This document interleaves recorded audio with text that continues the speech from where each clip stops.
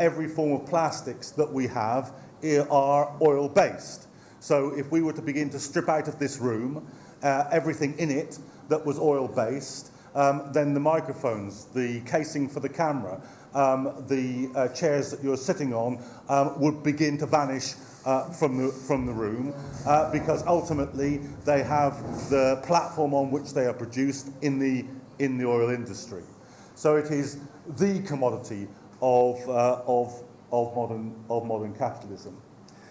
I want to add a little bit generally about the relationship, though, between oil and geopolitics, because it's not true that everywhere where there is oil, there is conflict. This is not the case. Just the existence of oil resources won't get you to an explanation of why there are conflicts in particular areas of the world. There is not going to be a war over North Sea oil. There is not going to be a war over the oil in the Alberta tar sands in Canada. There isn't, in any serious or foreseeable future, going to be a war over the oil supplies and the oil resources in Russia itself. Because on the one hand, in the North Sea and in Canada, these are deep inside the Western sphere of influence. There's no need for there to be a war over them. The West might like to conduct a war for Russian oil resources, but it can't because the scale of the conflict is simply too big to contemplate. So what we need to focus in on are those places in the world where the oil exists, where there's a geopolitical fracture in the system as well, where the tectonic plates of empire grind against one another and where the prize of oil is also present. If we begin to look at it as an interaction between this uniquely profitable resource and the places where there is the possibility of one power or another gaining access to it when it lies within the other camp at the moment, then we can begin to see where the conflicts might take place. There's also another problem. There's another issue involved here. You see, it's not just access to oil that matters, because commodities in this society aren't produced just because they're necessary, just because they're important to the economy. They are actually only produced when they are important and profitable to do so. And so how profitable the oil is in different parts of the world is very, very important as well. To get oil out of the tar sands of Alberta will cost you $6 to $8 a barrel. To get it out of the sand in Saudi Arabia will cost you $2 a barrel. So the profitability of Saudi oil, Middle Eastern oil generally, is out of all proportion greater than it is anywhere else in the world. And this is why the Middle East, above all others, is a centre of conflict about this resource. So if we begin to think about oil in this sense, of its relationship to existing geopolitical conflicts and the profitability of the sources of oil in these areas, then we can begin to construct a serious picture of where conflicts might take place. Now, I'm sure I'm going to tell you things that you already know about your own area of the world, so this won't be news to many of you, I'm sure. I suppose it might be of some gratification that right back as far as the anti-war movement, not over Afghanistan and Iraq, but there was an anti-war movement in Britain over the war in the Balkans and the breakup of Yugoslavia, many of the activists began looking at the relationship between the breakup of the Balkans, which was absolutely simultaneously almost to the week, well actually to the week, with NATO's expansion eastwards and towards the issue of who was going to have control of Caspian oil and who was going to be able to pump it west, because I think as Brzezinski once said, you can't carry it west in buckets.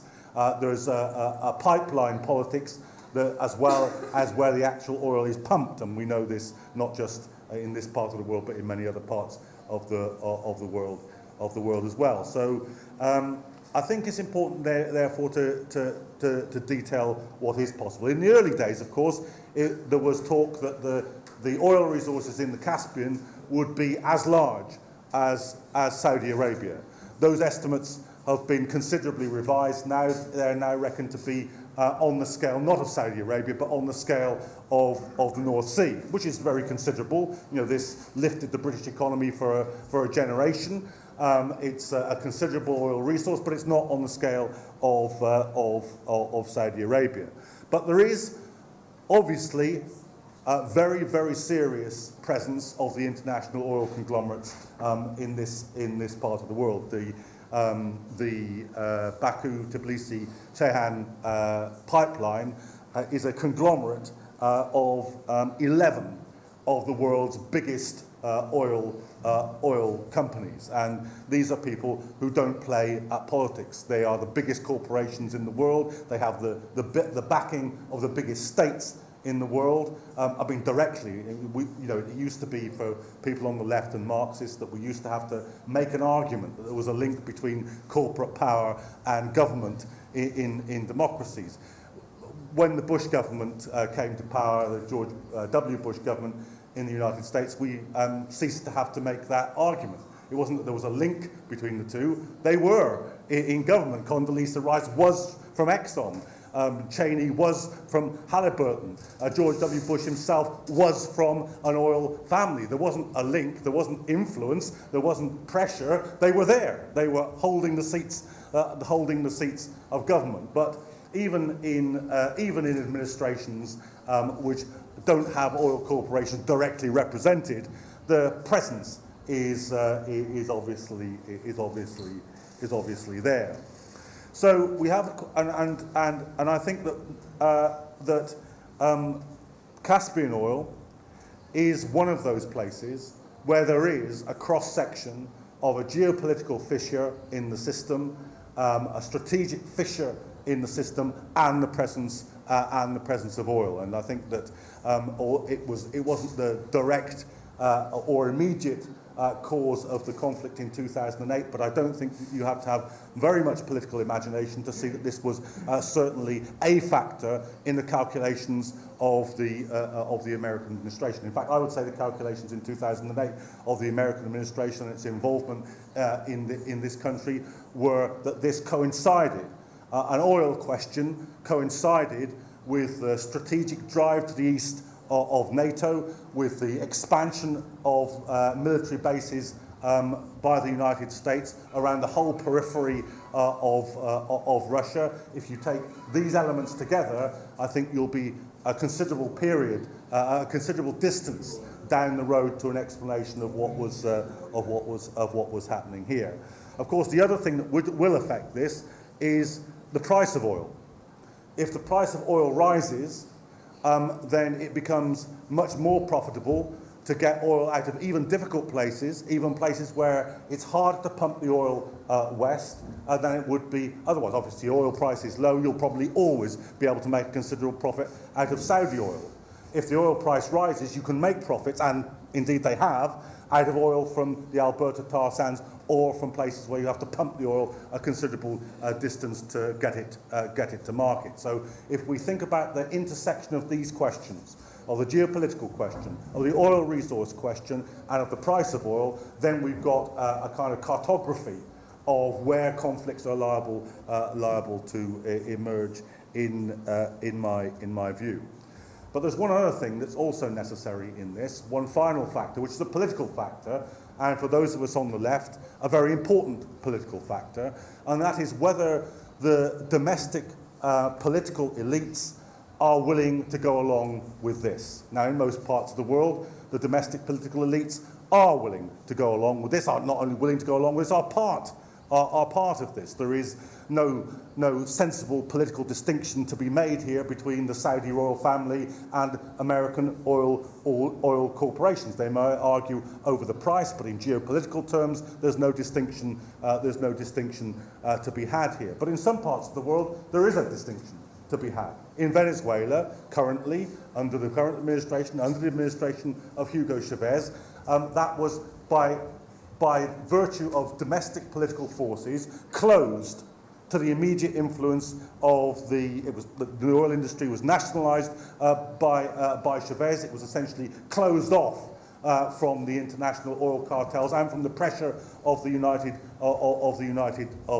States in a way which we can have considerably less admiration for the government of Iran than we might have for the government of Hugo Chavez, but for quite different reasons. The access of the West to the oil of Iran is closed off by the conflict between the American administration and the Iranian government. In fact, the fall of the Shah of Iran and the rise of the Islamic government in Tehran is something which the Americans have never forgiven the Iranian people for ever since 1979, and one of their long-term projects is to either overthrow or annul or by other means against a supremacy in the Middle East, which they lost at that point and have never quite recovered.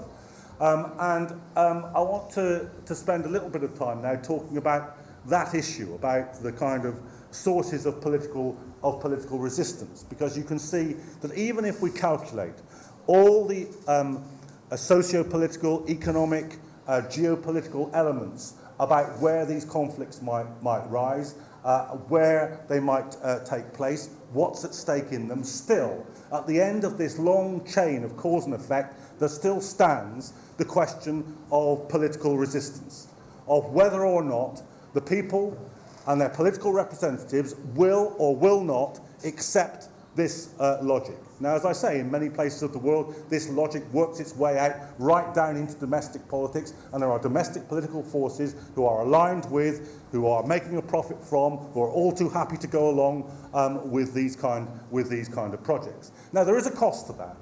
It still produces a fissure between the domestic political elites and their ordinary population of those countries. There is a price to pay for a domestic governing class if they go along with the neoliberal project, if they go along with the use of American force and the American imperial project. It produces what in my country, which is a very close ally of the United States at governmental level, it has produced what's called a democratic deficit, of a fissure between what the majority of people in the society think and what the governing class think. So ever since the Afghan war, there have been huge majorities in the British population, 67%, 70%, 84%, not just against the Afghan and Iraq war, but also against intervention in Libya, now against arming the rebels in Syria. It's part of what's called in domestic politics now, and I'm proud to have done my bit to help create this. It's called the democratic deficit,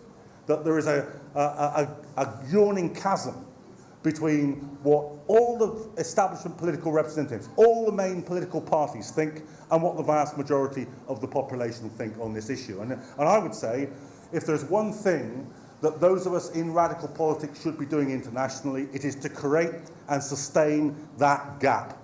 Moreover, it is to resolve that contradiction in favour of what the majority of people think, and the majority of people have not imbibed, internalised, accepted, certainly not wholly or completely internalised and accepted the logic of neoliberalism or the logic of modern imperialism. Opinion poll after opinion poll demonstrates this. Not just on the military. I've given you the figures for Britain on the military questions. On the economic questions, it's even starker.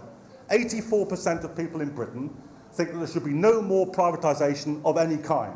Not based on ideology. They've just been having electricity provided to them at twice the price they were paying when it was privatised. They've been travelling on trains which are late, overcrowded, and fall off the tracks. So they don't like privatisation out of their own immediate experience of what it was done to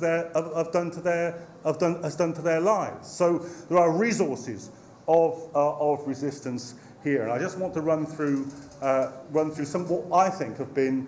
Because in many ways it's been a remarkable a decade or so of resistance globally, and I just want to talk about some of the key points here. One remains a very old one in capitalism, and that is the presence of organised workers. It's fashionable. Previous speaker was talking about Hart and Negre, one of many theorists who tend to write off the organised working class. The problem is it doesn't correspond to experience. How can you say this when in Greece there have been 27 one-day general strikes during the current crisis, when the Asturias miners and the Spanish working class have mounted general strike after general strike as part of the anti-austerity movement, when the biggest demonstration, apart from the anti-war demonstration that we organised in Britain, was 500,000 people organised by the Trade Union Congress in my country. How can you say it when in Wisconsin the labour movement came to the rescue in many ways of the Occupy movement? So, despite all the setbacks, all the difficulties, all the defeats that the labour movement internationally has suffered, and it has suffered them in the period of neoliberalism, it remains an absolutely central resource for anybody who's looking at a radical political project. One other source is obviously that we are in something of an international rebellion of youth and students. Wherever you go, whether you're talking about Gezi Park in Istanbul or Tahrir Square in Cairo, or the Occupy movement internationally, there is a resurgence of radicalism among young people. If you look at the opinion polls, radical ideas are concentrated down the young end of the political spectrum. Probably it was always thus. Revolution is a young person's game, but it's marked now. The other resource that I think that we have is a technological one. We are in a moment where a certain new form of communication is relatively free of the control of the governing elites. Now, I don't want to... There is a lot of theory around that the internet is in some way the Facebook revolutions. The Arab Spring was supposed to be, the Arab revolutions were supposed to be internet revolutions. Now, anybody who was involved, I was in Tahrir Square for 9 out of the 18 days. I have a long history of 10 years of working with the Egyptian opposition. Anybody who was seriously involved in that will tell you that is nonsense.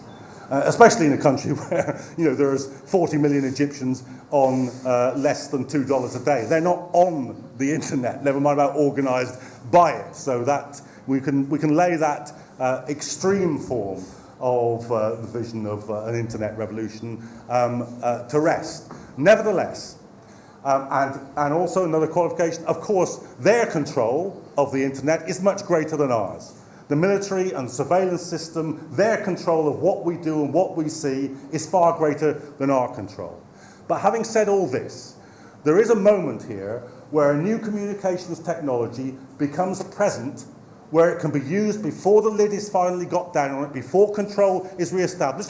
And this is a contested area. It doesn't have to be finally controlled. It can be contested and is contested now, but there is a means of mobilisation, a means of communication, a means of dissemination of information which wasn't there even 10 years ago.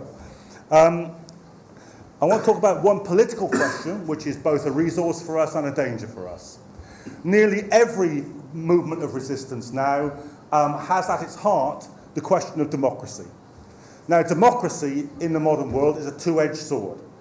They fight their battles under the banner of democracy. They are bringing, they say, democracy to Afghanistan, democracy to Iraq, democracy to Libya, and so on and so forth. And we have to be alert to the misuse of this, to the real meaning of this for them. What they mean is the democracy of the elites, not the democracy of the masses. What they mean is political democracy, not economic democracy. I come from one of the oldest so-called democracies in the world, although many people in Britain are surprised to know this, so perhaps you will be too. Universal suffrage was only established in Britain when women got the vote in 1928. So British democracy does not date back to the 18th century or to the 17th century. It dates back to 1928. That's when Britain became a democracy. Now, there's a very old phrase in Britain about this, which says that the law in its majesty, I think it was Hilaire Belloc said it, the writer Hilaire Belloc, the law in its majesty guarantees everyone the right to dine at the Ritz or to sleep under Lambeth Bridge. In other words, democracy never takes account of how much money you've got. You can be absolutely equal before the law, you can all have one vote in the election, but some people get to dine at the Ritz and some people are homeless and sleep under Lambeth Bridge. Now, for those two groups of people, democracy means something very different. For the leaders of the Muslim Brotherhood, or for the old regime in Egypt, or for the heads of the Supreme Council of the Armed Forces, it means business as usual, particularly for the armed forces in Egypt, because they own 15 to 40% of the entire economy. So for them, democracy is a facade behind which the business as usual carries on. But if you're a street seller, or homeless, or one of 50,000 people in Cairo living in the cemetery in the City of the Dead, it means something else. It means you have the right to strike. It means you have the right to push for a minimum wage. It means that you have the right to demonstrate. It means the ability to resist. For us, democracy means the ability to resist those with the power, the wealth, and the arms. So we must disassemble their meaning of democracy and institute the social and economic content which it must have for ordinary people. Finally, this. There is no domestic conflict which can be treated as if it's separate from what is happening with modern imperialism. Modern imperialism is a domestic political question. In Britain, how do they justify the wars? They say there are a uniquely barbaric group of people who are in power in Iran, or the Taliban in Afghanistan.